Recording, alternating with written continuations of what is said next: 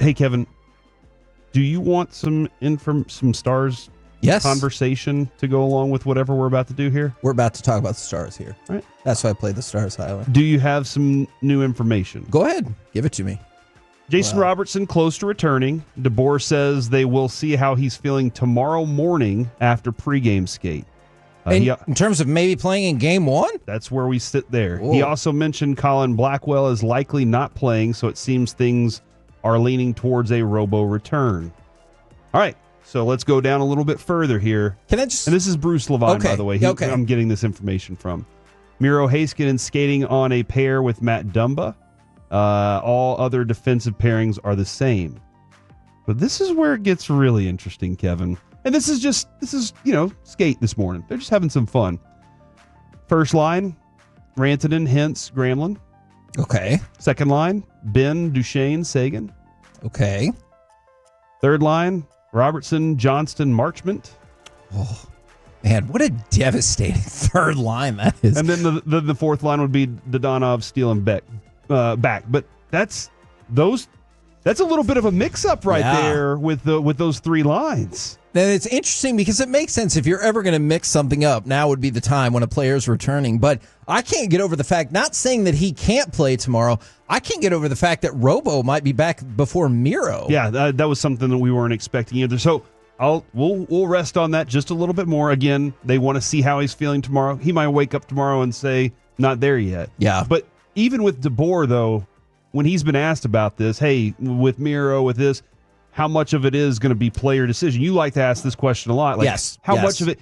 And he said, look, man, we have a lot of doctors that are involved in this thing too. A lot of times there's a medical purpose for that. Sure. Because players always want to be on the ice. They always want to be out there. For the 817, I don't like splitting up Marchment, Sagan, and Duchesne. Maybe this was just for practice. Yeah. Maybe this is just for some fun, but I'm just saying that seems fun. Now, I'm also excited about that prospect that you just brought up about Robertson coming back potentially for game one tomorrow. Now, you brought up this question in our show email, and I've been really fascinated by it. Like, I know we're not necessarily on the same side of this, but would you rather be the favorite or the underdog? Because we talked about this yesterday. This, to me, is a shocking shift in the betting odds. The Jets open as a -115 and the Stars at -105. So, like, obviously not totally even, but a slight edge to the Jets. Very, very, very slight edge to the Jets. That has taken a huge shift with the Stars going to -170 and the Winnipeg Jets at +150. So that put the Stars from about like 48% likely to win to 63% likely to win. And that's because a ton of money came in on the Stars to win this series. So I know Brian Ray yesterday, he's like, hey, betting odds, not for me. Right. But he said that multiple times. Yeah, and I don't want to dismiss that. I just am fascinated by the shifts in the line and everything like that. That is a humongous shift off of just a day and a half of betting. I'd be fascinated by those lines too, Kevin, if I was paying attention to my underdog, my Thunderdog. That's right. Hey, I'm just saying, I posted a lot of these plays last night. Hit another 10-1. 1, 2, 3, 4. Count them. In that play. That's... Man, I'm getting even more excited right now. Is it because you're seeing all the feedback about that one logo? Somebody said something. I wish I could say it, but it's... Somebody said they ate oysters last night. They said maybe it's because I'm a guy. Maybe they're not searching the right areas for it. Anyway. So they can't find the logo. They think it might be made up or mythical. Yeah, I get what you're saying. It's pretty real. But yeah, I just went and read Brian Ray's quote. He's close. We'll see tomorrow morning. That's just... He's close. Ugh. Sorry, I'm getting really excited about this game tomorrow night, Kevin. As you should. It's the thing I'm living for right now. Not even my kids. Whoa, my gosh. What? Huh? That is a lot. They understand. What is What is the excitement versus pressure? Because look, we talked about it. To answer your question about, I like being under the radar.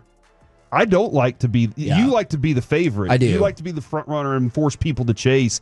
I love this idea that in that room they're going. Everybody out there thinks that we can't do it. But I don't know how people handle it whenever people say you can. I don't know.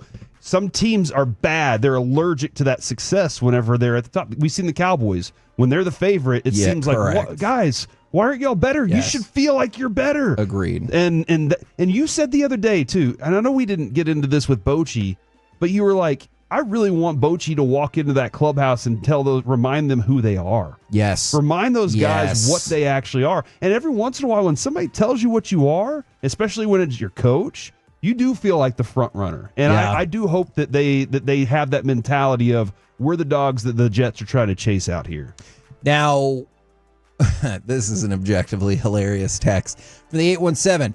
I'm concerned about Hellebuck being an underdog since he knows more about goalkeeping than anyone ever. If you missed that, oh my gosh. Sean and RJ played it yesterday when Connor Hellebuck, I'm going to paraphrase, but it was something like, I feel like I've read or know more about goaltending than anybody. And it just was like, it was like, I'm not saying it's inaccurate. It's just the way he said it and the content of it. I was like, God, I want you to lose. That's Connor Hellebuck. No! Oh, man. All right. So you like being the underdog. I do like being the favorite, but you're looking at a Stars team that, again, we talked about this earlier. They're tied for the favorite to win the Stanley Cup. But this still feels like a Stanley Cup or bust season. And I don't mean make it to the Stanley Cup Finals. I still think that will be a disappointment because you had back-to-back Western Conference Finals where you lost, and if you win this series, you're going to play one of those teams again in the Western Conference Finals. You go back 5 years, you were in the Stanley Cup Final, and you lost. I know it's amazing how far the Stars consistently get, but that's when you raise the expectations, right? And my expectations right now, and so are the bettors, that it's Stanley Cup or bust. Just kind of looking at this real quick, Kevin. Ben's an unrestricted free agent after this year, I believe. I bet they bring him back, but yes. Granlund also is. Duchesne is. Dodonov is. Blackwell is. Cody Ceci and Brendan Smith. So those are just that part of that conversation. Yeah. I don't think Nil is going to panic. He doesn't seem like the dude that panics. He seems like he's just constantly trying to add to this thing. I agree with that. And then I love the line of why Mikko, and he said, well, it's where we are. And then it's also Mikko Rantanen. Yeah. It's like hold on, like we're a really good team and we're adding something that might put us over the top. I agree with you on that front of that they are driving for that or bust, but I don't think it would be after the season if it didn't happen that they would just be like, all right, let's strip it down and go do something else. And part of because he's been so patient along this way. Well, and part of the reason is you listed all the players that are going to leave. That's not really like your young core. Not at all. And because with Rantanen and with some of the other deals that you've made, obviously they love to give out the 8-year contract. You have secured a lot of your younger core for a long time. So I also don't think they would blow it up. You got Mikko, Rope, Wyatt for a very long time. And so you're not going to blow anything up, but I think you will chalk this season down as a disappointment. And I'm not saying that to be like, oh, what a crappy season. I agree. I think they will mark this season as a disappointment, even if they make it to the Stanley Cup Final and they lose. Was it last year or the year before? At the end of everything, Jamie Benn was the last one.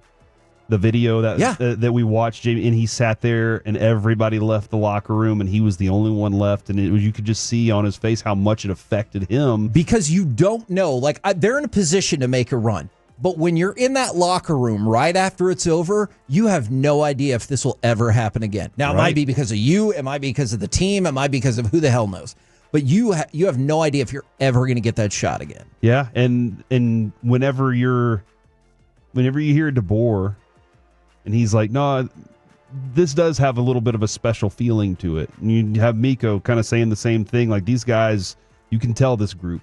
All the guys in that room know what they're capable of and know that when they step on the ice, they're the big dogs. They get it. So it is going to come down to whether or not they can pull that thing off. And they got to get through the Jets first. They got to get through the Jets first before we can get there. Now, if you don't love betting odds, I'm going to throw this out there if you believe in curses. The President's Trophy curse. For the past 11 NHL season, the winner of the President's Trophy, which is the team with the most regular season points, has failed to win the Stanley Cup. In fact, none of those 11 teams have even played for the Stanley Cup Final, and a huge percentage of them have been bounced by the end of the second round. Okay. So if you believe in hockey curses, that's rolling for us. I'll take it. For sure. I believe in it for now.